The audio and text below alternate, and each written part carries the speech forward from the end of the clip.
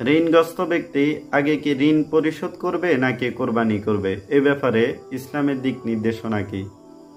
আপনি যদি কোরবানির দিনগুলোতে অর্থাৎ 10ই জিলহজ থেকে 12ই জিলহজ পর্যন্ত সূর্যাস্ত পর্যন্ত এই সময়ের ভিতরে যদি আপনার কাছে নেশাব পরিমাণ সম্পদ থাকে, অর্থাৎ 7.5 ভরি স্বর্ণ অথবা 52.5 তোলা রূপা কিংবা প্রয়োজনের অতিরিক্ত অন্যান্য আসবাবপত্র এবং টাকা পয়সা মিলিয়ে যদি 52.5 তোলা রূপা সমপরিমাণ হয়, তাহলে আপনার উপর কোরবানি ওয়াজিব।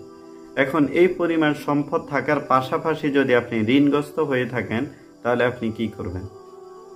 হ্যাঁ, আগে আপনাকে অবশ্যই ঋণ পরিশোধ করতে হবে, কারণ এই ঋণগ্রস্ত অবস্থায় আল্লাহ না করুক যদি আপনি মারা যান, তাহলে কিয়ামতের ময়দানে পাওনাদারকে আপনার আমলনামা থেকে নেকি দিয়ে দেওয়া হবে।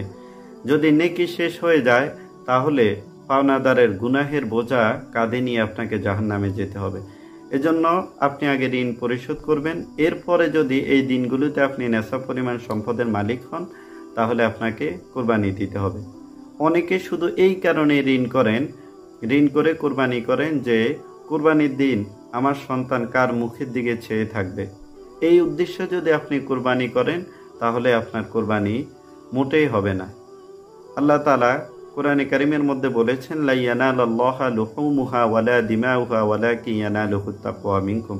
তোমাদের কোরবানির পশুর গোশত, রক্ত কিছুই আল্লাহ তাআলার নিকট পৌঁছে না।